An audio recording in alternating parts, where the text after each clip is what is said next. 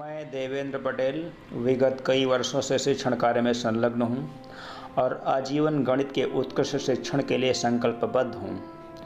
मेरे विवेक के अनुसार गणित की यह सेवा उन महान गणितज्ञों के प्रति सच्ची श्रद्धांजलि है जिन्होंने गणित की एक एक खोज के लिए अपना संपूर्ण जीवन समर्पित कर दिया। ये क्वेश्चन नंबर 4 की हम बात करने वाले हैं। एक्सरसाइज 1E है आपकी, और इस क्वेश्चन में जो है कि कहा गया है कि P और Q दो दिए गए समुच्चय हैं, तो P और Q के संबंधों को प्रकट करने वाली आकृति बनाओ और P union Q whole dash को छायित करो। आप ध्यान दें ज़रा। जैसे इसका पहला पार्ट है, कहा गया है इसके ABC 3 पार्ट हैं। 4 का A पार्ट है, कहा गया है कि P यूनियन Q का होल डैश। आप ध्यान दें, सबसे पहले तो P और Q के संबंधों को प्रदर्शित करने वाली ये आकृति आपसे पूछी गई है। ये समष्टि समुच्चय U है और यहाँ पर एक सेट हम इस प्रकार से P ले रहे हैं, दूसरा सेट हम इस प्रकार से Q ले रहे हैं। अब इसमें कहा गया है P union Q whole dash. हमको जो इस पर रिप्रेजेंट करना है वो रिप्रेजेंट करना है P union Q whole dash को रिप्रेजेंट करना है। आप जानते हैं यहाँ पर कि P यूनियन Q का मतलब इन दोनों वृत्तों से जो घिरी हुई आकृति है, यानी कि यहाँ से लेके यहाँ तक के पूरे क्षेत्र को और यहाँ से लेके यहाँ तक का जो पूरा क्षेत्र है यहाँ तक, इसको हम लोग P यूनियन Q कहेंगे। लेकिन जब P union Q whole dash की बात आ जाए तो इसका मतलब इससे बाहर के संपूर्ण रीजन को हम इस प्रकार से कलर करने वाले हैं। ये देखिए, बिल्कुल कंसंट्रेशन यहाँ पे बनाना होता है आपको कलरिंग के समय, नहीं तो कई बार विद्यार्थियों से छोटी मोटी गलती हो जाने से टाइम बर्बाद होता है। बिल्कुल आसान है यहाँ पर वेन आरेख, कोई समस्या नहीं होती है। इसके अंदर नहीं आना है हमें।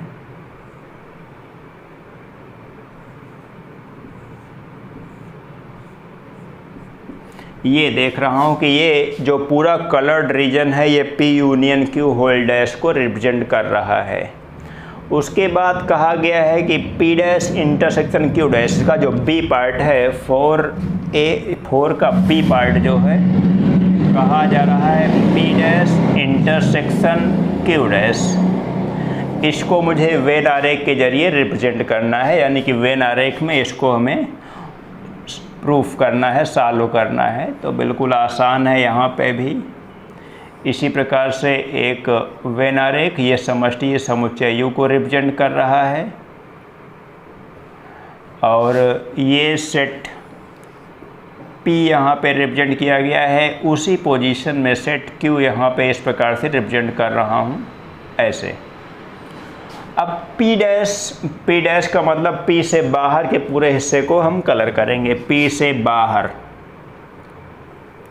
और इसको ऊर्ध्वाधर रेखाओं यानी कि वर्टिकल लाइनिंग के जरिए हम P डैश यहाँ पर रिप्रेजेंट कर रहे हैं।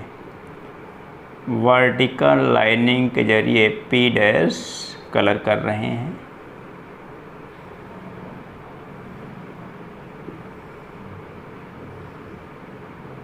ये वर्टिकल लाइनिंग है।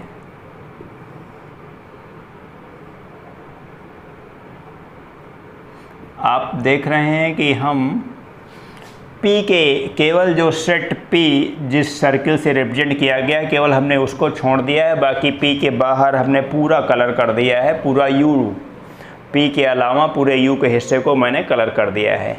उसके बाद ये P डैश कहा जाएगा, जो हमने ऊर्ध्वाधर रेखाओं से कलर किया है ये P डैश कहा जाएगा, यानी कि P का पूरक समुच्चय।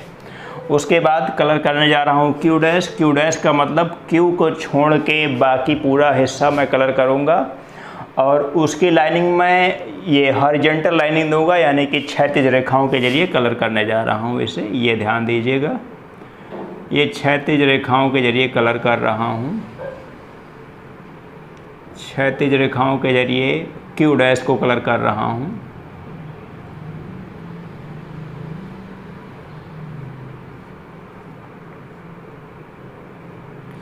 क्यू डैश, यानी कि यहाँ तक रहेगा ये।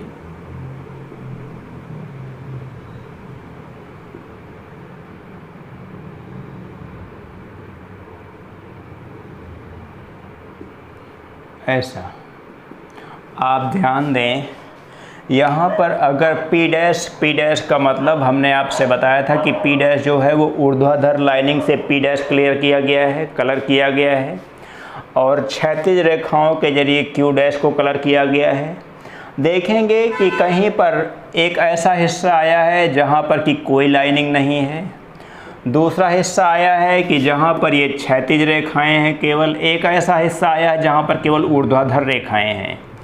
अब यहाँ पर अगर क्षैतिज और ऊर्ध्वाधर रेखाओं में अगर आपको ये कहा जाए कि इनका इंटरसेक्शन पोर्शन कौन होगा, तो इंटरसेक्शन पोर्शन वही होगा जिसमें दोनों प्रकार की लाइनिंग आ जाती हैं, यानी कि चेक द्वारा छायित भाग यहाँ पे कहा जाएगा। जो चेक पोर्शन है वो P dash union Q dash को रिप्रेजेंट करता है। ऐसे लिखेंगे यहाँ पे, चेक द्वारा छायित भाग P dash intersection Q dash को प्रदर्शित करता है। अब आप देखें इसका जो C पार्ट है, C पार्ट, A पार्ट आपने देखा कि संपूर्ण coloured region P union Q whole dash को रिप्रेजेंट कर रहा है। यहाँ पर देखें चेक द्वारा छायित भाग P dash intersection Q dash को रिप्रेजेंट कर रहा है। तीसरे पार्ट में कहा गया है कि इसमें और इसमें क्या रिलेशन है, तो मैं यहाँ पे रिलेशन बड़ी आसान तरीके से समझ सकता हूँ कि इसका कलर्ड रीजन यानी कि जो इसका ये सॉल्यूशन रीजन है और इसका जो सॉल्यूशन रीजन है, दोनों सेम फिगर को रिप्रेजेंट कर रहे हैं। जब सेम फिगर को रिप्रेजेंट कर रहे हैं तो इसका मतलब ये हुआ कि ये दोनों सेम सेट हैं। इसके C पार्ट में कह दिया जाएगा P union Q whole dash equals to P dash intersection Q dash. ये रिलेशन पूछा गया, ये रिलेशन हो गया, यही रिजल्ट हो जाएगा इसका। इसको नोट कर सकते हैं। अब हम क्वेश्चन नंबर 9 की शुरुआत कर रहे हैं। यहाँ पे हमको प्रूफ करके देना है A dash minus B dash equals to B minus A। बेहद आसान प्रश्न है, आप इसके सलूशन को देखें। हम यहाँ पे लेके चलेंगे कि एक जनरल एलिमेंट X इस पक्ष में यानी कि लेफ़्ट हैंड साइड में बिलोंग करता है, यानी कि मौजूद है। उसके बाद दिखाऊंगा कि ये एलिमेंट इसमें भी है और इसमें क्या टेक्निकलिटी आती है वो आपको मैं इसके सलूशन के दौरान बताता हूँ। Let X belongs A dash minus B dash implies that, हमने X यहाँ पे मान लिया है। इसका मतलब अब आपको डिफरेंस ऑफ सेट्स की डेफिनेशन याद होनी चाहिए। हमने कहा था अगर X A माइनस B में है तो इसका मतलब X A में है और B में नहीं है। यहाँ पे हो जाएगा X belongs A dash and X not belongs B dash, ऐसे लिखूँगा। इसका मतलब हो जाएगा X नॉट बिलोंग्स A। आप पूरक समुच्चय की डेफिनेशन को भी आप जानते हैं। एंड X बिलोंग्स B, यहाँ पे मैंने डैश हटा दिया तो इसका मतलब यहाँ पे बिलोंग्स हो जाएगा। ये छोटी छोटी बातों को आपको डेफिनेशन के अकॉर्डिंग तैयार करना होगा और वहाँ पे समझना होगा। फिलहाल तो समझने में कोई ऐसी दिक्कत नहीं है। हमने लिखा कि X B में है और X A में नहीं है, इसका मतलब हो जाएगा X belongs B minus A। अब चाहे तो आप यहीं से इम्प्लाइज दैट का निशान लगा के, implies that and this imply का निशान लगा के, यानी कि दोनों पक्षों से जो प्रूफ किया जाता है वो निशान लगा के आप इसको यहीं पे समाप्त कर सकते हैं, बराबर का चिन्ह लगा सकते हैं। आप ध्यान दें एक line, A dash minus B dash is subset of B minus A। अगर आप इम्प्लाइज एंड दिस इम्प्लाइज का निशान लगा देंगे दोनों पक्षों से, ये बराबर तब हो जाएगा। लेकिन आइए आपको दूसरे पक्ष से भी दिखाता हूँ। मैं इसे इक्वेशन नंबर 1 नाम दे रहा हूँ। मैं अब एक जनरल एलिमेंट चाहे x ही ले लें या फिर y ले लें, उससे कोई फ़र्क नहीं पड़ता है। मैं यहाँ पे x ही लेने जा रहा हूँ, मानूंगा कि x यहाँ पे मौजूद है। Now let x belongs b minus a। इसका मतलब होता है x b में है and x not belongs a। इस प्रकार से लिखूँगा। अगला स्टेप लिखूँगा x not belongs b dash and x belongs a dash. कोई ऐसी समस्या नहीं होती है। हमको डेरिवेशन के अकॉर्डिंग के वास्तव में हमको चाहिए क्या, उसी के अकॉर्डिंग हम ऑपरेशन यहाँ पे करते हैं। अन्यथा ऑपरेशन तो बहुत सारे अलग अलग तरीके से भी हो सकते हैं, आप जानते हैं। मैं एक एग्जाम्पल विद्यार्थियों को देता हूँ कि मैथमेटिक्स अमूर्त चिंतन का विषय है, जहाँ पर केवल टारगेट हमारे पास होता है और उसके बाद हमको रास्ते अपने आप से तय करने होते हैं। जैसे कि मैं विद्यार्थियों को अक्सर एक एग्जाम्पल देता हूँ कि जैसे एक लोहे का एक टुकड़ा या फिर लोहे का एक भंडार आपको दे दिया जाए, कुछ लोहा आपको दे दिया जाए, उस लोहे के माध्यम से कभी आपसे कहा जाता है आप हवा में उड़िए, यानी कि आपको उस लोहे के माध्यम से क्या बनाना है, हवाई जहाज़ बनाना है, एरोप्लेन बनाना है। अगर ये कह दिया जाए कि इस लोहे के माध्यम से आप पानी पे तैरिए, तो पानी पर तैरने के लिए आप जानते हैं पानी वाला जहाज़ यानी कि शिप जिसे बोलते हैं उसको बनाना होता है। अगर यही से कह दिया जाए कि इसी लोहे से आप जो है कि ज़मीन पे दौड़िए, तो ज़मीन पे दौड़ने के लिए तमाम सारी अलग अलग प्रकार के वाहन आप उससे बना सकते हैं। तो मैथमेटिक्स पढ़ने वाले लोग ही इंजीनियरिंग लाइन में जाते हैं, आगे वैज्ञानिक बनते हैं, इंजीनियर बनते हैं। उसका मतलब यही होता है, यहीं से ये शुरुआत होती है आपकी। ये इंटरमीडिएट की क्लास में एक ऐसी सीढ़ी पे आप पहुंच चुके हैं जहां से आपका निर्णायक दौर शुरू होने वाला है कि यहां से आप किस क्षेत्र में जाना चाहते हैं। आप इंजीनियरिंग में जाना चाहते हैं या फिर आप किसी अन्य क्षेत्र में जाना चाहते हैं, यहां पर सारी चीज़ों का बेस मिलेगा आपको। फ़िलहाल लौटता हूं टॉपिक पे, और मैंने कहा कि यहाँ पे देखता हूँ कि x b डैश में नहीं होगा और x a डैश में होगा। इसका मतलब ये होगा कि implies that x belongs a dash minus b dash, a dash minus b dash. आप लेके चले थे कि x b माइनस a में है और आपने दिखा दिया कि x a dash minus b dash में है। अतः यहाँ पे एक लाइन में क्या लिखेंगे, b minus a is subset of a dash minus b dash. इसको इक्वेशन नंबर 2 नाम दे देंगे हम। और इक्वेशन नंबर 1 में आप देखें a dash minus b dash is subset of b minus a है, चाहें तो यहाँ पे ऐसे ब्रैकेट लगा सकते हैं। और इक्वेशन 2 में है b minus a is subset of a dash minus b dash. अब इन दोनों इक्वेशंस को अगर आप एक साथ संयुक्त रूप से कहना चाहें, तो जैसे आप पिछले कई सारे वीडियोस से, जब से सेट थ्योरी की शुरुआत हुई है, जब से आपको बताया गया है सबसेट के बारे में, तब से आपको ये कॉन्सेप्ट बताया गया है, यदि a subset b and b subset a, तो इसका मतलब a इक्वल्स टू b की कंडीशन पूरी हो जाती है। तो यहाँ पर यही बात लिखूँगा, समीकरण 1 व 2 से यहाँ पे वही चीज़ b minus a equals to a dash minus b dash, hence proved. एक और क्वेश्चन नंबर 10 है हमारे पास बुक में, बहुत छोटा सा क्वेश्चन है, यहीं पे लिखने का प्रयास करता हूँ, यहीं पे सॉल्व हो जाएगा इधर इधर लेके। कहा गया है कि प्रूफ कीजिए कि a dash whole dash equals to a। हालांकि इसको हम लोग पहले से यूज कर चुके हैं, कहीं ना कहीं क्वेश्चंस में मुझे याद आ रहा है आपकी वीडियोस में। फिलहाल बेहद आसान है समझना। यहाँ पे a dash whole dash equals to a, यहाँ पे let x belongs a dash whole dash. इसका मतलब ये हो जाएगा कि x not belongs a dash हो जाएगा। मैंने एक डैश यहाँ पे हटाया तो यहाँ पे नॉट बिलोंग्स हो जाएगा। अगर इस डैश को भी हटाऊंगा तो अब की बार फिर से यहाँ पे चिन्ह में बदलाव होगा और लिखा जाएगा x बिलोंग्स a। आपने देखा कि आप लेके चले थे कि x a dash whole dash में है और आपने दिखा दिया कि x a में है, अतः a डैश होल डैश, अतः a dash whole dash is subset of a। इसी प्रकार से आप लेके दिखा देंगे 2 लाइन में और कि x now let x belongs a।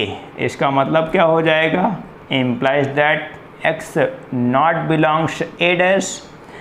अभी एक डैश अगर और लगा दूंगा यहाँ पे, x belongs a dash whole dash. इस प्रकार से आपने समझ लिया इसे। तो उसके बाद आप देखें कि ये शर्त जो आपने यहाँ पे लिखा था अब क्या हो जाएगा, implies that a subset of a dash whole dash. इसको आप इक्वेशन नंबर 1 नाम देते हैं, इसको इक्वेशन नंबर 2 नाम देते हैं और उसी प्रकार से जैसे पिछला क्वेश्चन नंबर 9 का डेरिवेशन आपने देखा है, इसको आप ध्यान में रखेंगे, इसको नोट करें। क्वेश्चन नंबर 11 देख रहा हूँ मैं। कहा गया है कि प्राकृतिक संख्याओं के समुच्चय को, यहाँ पर समष्टि समुच्चय प्राकृत संख्या लिखा है बुक में, ध्यान रखिएगा। डॉक्टर हर्षरूप शर्मा की बुक से आपको 1 बाय 1 क्वेश्चन बता रहा हूँ और क्वेश्चन नंबर यहाँ पे 11 में देख रहा हूँ। कहा गया है कि ये यूनिवर्सल सेट जो है वो प्राकृत संख्याएं का मतलब नेचुरल नंबर से ही होता है। u इक्वल्स टू यहाँ पे लिखा जाएगा 1 2 3 4 अप टू सो ऑन, ये इनफाइनाइट तक इस प्रकार से नेचुरल नंबर्स जाते हैं। अब कहा गया है कि जैसे इसका पहला पार्ट है, कहा गया है कि जो भी इसमें 5-6 पार्ट है आपकी बुक में और 10 पार्ट दिए गए हैं और 10 पार्ट में से सभी का पूरक समुच्चय निकालना है। मैं यहाँ पे 2-3 क्वेश्चन आपको बताना चाहता हूँ। जैसे पहला पार्ट है इसका, x सच दैट x एक प्राकृत सम संख्या है। भाई अगर हम यहाँ पे ले लें late a equals to some संख्याओं का समुच्चय, आप जानते हैं 2 4 6 अप टू सो ऑन, ये इस प्रकार से इनफाइनाइट तक ये भी जाएगा। और ये कैसा सेट है, इनफाइनाइट सेट है, ये भी इनफाइनाइट सेट है। तो इसका मतलब अगर हम a का पूरक समुच्चय निकालेंगे तो a का पूरक समुच्चय का मतलब क्या होगा, आप ध्यान दें, implies that a dash equals to u minus a। u के वे अवयव जो a में ना हो, a डैश का मतलब u माइनस a। अब आगे बढ़ता हूँ, देखता हूँ कि 1 इसमें नहीं है, यानी कि 1 हो जाएगा, 2 नहीं होगा, 2 यहाँ पे है, 2 4 6 8 यहाँ पे है, यानी कि 1 3 5 अप टू सो ऑन। इस प्रकार से ये सेट दिए गए सेट ए का पूरक समुच्चय कहा जाता है।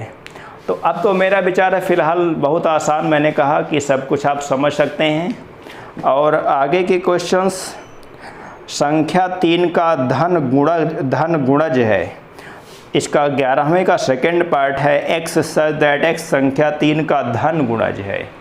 3 का धन गुणज, फिलहाल तो इसमें धन लिए ही जाएंगे क्योंकि नेचुरल नंबर्स है, और 3 का गुणज होने का मतलब यहाँ पे 3 6 9 12 15 अप टू सो ऑन, इस प्रकार से 3 के मल्टीपल्स कहे जाते हैं। ये मल्टीपल्स और फैक्टर्स यहाँ पे समझना होगा। कल शायद एक जगह मुझे ध्यान नहीं दिया था मैंने और गलती हो गई थी। तो अगर गुणज की बात कही जाए तो गुणज का मतलब उसके मल्टीपल्स से होता है। मल्टीपल्स का मतलब 3 6 9 12 इस प्रकार से। अगर 3 के गुणांक यानी कि फैक्टर की बात की जाए तो 3 के गुणांक यहाँ पे हो जाएंगे 1 और 3, यानी कि जो फैक्टर वाला नियम है वो वहाँ पे कहा जाएगा। ठीक, तो ध्यान में रखेंगे आप इस चीज़ को। और मैं इसके बाकी पार्ट्स छोड़ रहा हूँ, आप ध्यान में रखेंगे, सब आप सॉल्व कर सकते हैं। मैं क्वेश्चन नंबर 12 की बात कर रहा हूँ। a dash intersection b dash तथा a intersection b whole dash को वेन आरेख द्वारा प्रदर्शित कीजिए। ये a dash intersection b dash अभी आज के ही वीडियो में किसी क्वेश्चन में बताया जा चुका है, और a intersection b whole dash को भी आप कलर कर सकते हैं। ए इंटरसेक्शन बी को तो आप जानते हैं वेन आरे के अकॉर्डिंग, और अगर उसका हम डैश लेना हो तो ए इंटरसेक्शन बी को छोड़ के बाकी पूरा का पूरा हिस्सा जो है वो A intersection B whole dash कहा जाएगा।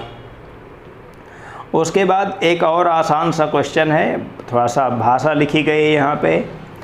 कहा गया है कि विज्ञान के ऐसे अध्यापकों की आवश्यकता है जो भौतिक विज्ञान पढ़ा सकें और क्रिकेट के प्रथम 11 खिलाड़ियों को शिक्षित कर सकें। इस महीने की 30 तारीख के पहले प्रधानाचार्य को प्रार्थना पत्र भेज दें। सभी अध्यापकों की पूर्ति करने वाले अध्यापकों को, सभी आवश्यकताओं की पूर्ति करने वाले अध्यापकों को छायित करना है। यहाँ पर आप ध्यान दीजिए, विज्ञान के ऐसे अध्यापक, यानी कि जैसे आप अगर 10th की क्लास को यहाँ पर इमेजिन करें तो 10th की क्लास में साइंस एक अलग विषय चलता है। उस साइंस में फिजिक्स, केमिस्ट्री, बायो सारे विषय आते हैं। तो ये तो हो गई साइंस की बात। साइंस में अगर एक ऐसी बात कही जाए कि एक ऐसा अध्यापक जो साइंस के साथ साइंस का एक ऐसा पार्ट यानी कि फिजिक्स पढ़ा सके और साथ साथ वो क्रिकेट के विद्यार्थियों को भी प्रशिक्षण दे सके, उनको भी कोच बन सके, तो ऐसी आवश्यकताओं की यानी कि तीन चीज़ों की पूर्ति करने वाले अध्यापकों को यहाँ पे वेन आरे के जरिए रिप्रेजेंट करना है। बहुत इंटरेस्टिंग है यहाँ पर, आप ध्यान दें। एक क्वेश्चन नंबर कौन सा है आपकी बुक पर, बताता हूँ। ये क्वेश्चन नंबर 13 है डॉक्टर हर्षरूप शर्मा की बुक का। एक्सरसाइज 1E चल रही है आपकी। मैं यहाँ पे ले रहा हूँ ए, एक सेट है सभी टीचर्स का, ये सभी टीचर्स का सेट हो जाएगा। बी एक सेट हो जाएगा जिसमें कि केवल साइंस के टीचर आ रहे हैं, और सी एक सेट हो जाएगा जिसमें कि क्रिकेट के कोच आ जाएंगे, यानी कि जो अध्यापक क्रिकेट के विद्यार्थियों को भी पढ़ा सकते हैं, क्रिकेट कोच।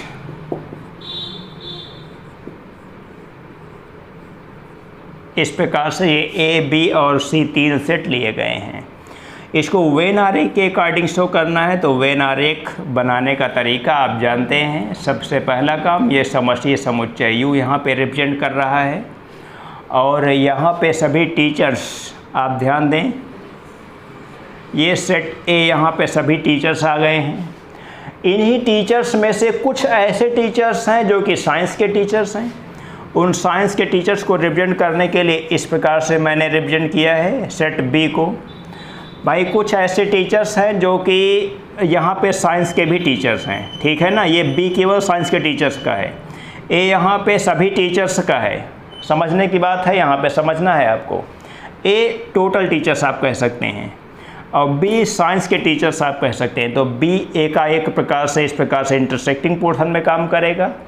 उसके अलावा सी ऐसा समुच्चय है जो कि क्रिकेट के यानी कि जो अध्यापक क्रिकेट की कोचिंग दे सके उनका समुच्चय है। तो इसको यहाँ पे इस पोजीशन में कट करते हुए बनाने वाले हैं सी। भाई अब ऐसे अध्यापक जो कि तीनों आवश्यकताओं की पूर्ति कर रहे हैं, यानी कि ऐसे व्यक्ति जो तीनों चीज़ों की पूर्ति कर रहे हैं, यानी कि वो अध्यापक भी हैं, वो साइंस के भी टीचर हैं, और साइंस के अलावा वो लोग काहे के अध्यापक हैं। साइंस का मतलब यहाँ पे फिजिक्स से लिया गया है, समझने की बात है ज़रा। शायद हमको लग रहा है कि मैंने कुछ गलती लिखा है प्रश्न में। एक बार फिर से प्रश्न को पढ़ता हूँ आपके सामने। वीडियो कट करने की कोई आवश्यकता नहीं है, जब तक गलती नहीं करेंगे तब तक आप सीख नहीं सकते हैं। कहा गया है विज्ञान के ऐसे अध्यापकों की आवश्यकता है जो भौतिक विज्ञान, हाँ तो यहाँ पर मित्रों इसको ए को साइंस माना जाएगा। प्रश्न के पढ़ने में गड़बड़ी हुई थी, समझने में, इसको साइंस माना गया है। साइंस टीचर्स हैं ये, और ये हैं इसी में फिजिक्स के टीचर्स हैं। उसके बाद फिजिक्स, ये फिजिक्स के टीचर्स को बी से रिप्रेजेंट कर रहा हूँ और क्रिकेट टीचर्स को सी से रिप्रेजेंट कर रहा हूँ। अब यहाँ पर पूर्ण रूप से आपको समझ में आ चुका है कि साइंस के ऐसे टीचर्स जो फिजिक्स भी पढ़ा सकते हैं और जो क्रिकेट के खिलाड़ियों का अध्ययन भी करा सकते हैं, यानी कि क्रिकेटर्स भी बना सकते हैं, उनको रिप्रेजेंट करने वाला ये सेट केवल होगा यहाँ पे, बस ऐसे। यही कलर्ड रीजन जो होगा वो तीनों आवश्यकताओं की पूर्ति करने वाले समुच्चय को रिप्रेजेंट कर रहा है। ओके, ये समष्टि समुच्चय U आपने देखा, ये सभी त्रिभुज इसमें आ जाते हैं। उसके बाद कहा गया है कि A एक ऐसा सेट है जिसमें कम से कम एक कोण 60 डिग्री है। समुच्चय A ऐसे त्रिभुजों का समुच्चय जिसमें कम से कम एक कोण 60 डिग्री है। ज़रा इसके समुच्चय को यहाँ पर फिगर के माध्यम से समझाता हूँ, तभी सारी बात समझ में आएगी आपको। यहाँ पे कम से कम एक कोण समकोण होने का मतलब कम से कम एक कोण 60 डिग्री होने का मतलब आप देखें, इसमें ये एंगल जो है वो 60 डिग्री है। कम से कम एक कोण का मतलब ये हो गया। उसके बाद अगर हम यहाँ पर दो कोण 60 डिग्री मान लें, दो कोण 60 डिग्री मान लें, तो तीसरा ऑटोमेटिक 60 हो ही जाएगा। ये समझने का प्रयास करें। अगर ये और ये 60 मान लिया जाएगा तो ऑटोमेटिक तीसरा 60 हो ही जाएगा, क्योंकि आप जानते हैं कि त्रिभुज के तीनों अंतःकोणों का योगफल 180 डिग्री होता है। अगर ये 60 60 120 हो जाएगा और 180 - 120 यानी कि 60 ये भी हो जाएगा। तो ये एक सेट, इसका नाम दिया गया है सेट A। अब कहा गया है कि A के पूरक समुच्चय में कौन से समुच्चय होंगे। A के पूरक समुच्चय में, तो A के पूरक समुच्चय में A के पूरक समुच्चय में कौन से त्रिभुज होंगे। तो अब ये समझना बहुत आसान हो गया है कि A के पूरक समुच्चय में कौन से त्रिभुज हो सकते हैं। सभी ऐसे त्रिभुज जो कि इसमें विद्यमान नहीं हैं, यानी कि ऐसे त्रिभुज हो जाएंगे A' में जो कि U-A के एलिमेंट्स होंगे। और U-A के एलिमेंट्स आप जानते हैं कि यहाँ पर समबाहु त्रिभुजों का समुच्चय बनने वाला है ये। और इसके अलावा ये त्रिभुज एक ऐसा त्रिभुज है जिसमें से कि एक कोण 60 डिग्री है। तो इसका मतलब एक ऐसा त्रिभुज होगा जिसमें से कोई भी कोण 60 डिग्री ना हो, कोई भी कोण 60 डिग्री ना हो, बस यही हो जाएगा इसका रिजल्ट। कोई भी कोण A' में ऐसे त्रिभुज होंगे जिसमें से कोई भी कोण 60 डिग्री का ना हो। और यहाँ पर इस वीडियो को समाप्त करना चाहते हैं। अगली एक्सरसाइज 1E के बाद F और G, शायद 2 एक्सरसाइज आपकी और बचती हैं, तो उसके बाद पूर्ण रूप से सारी बातों को बताने वाला हूँ। Thank you.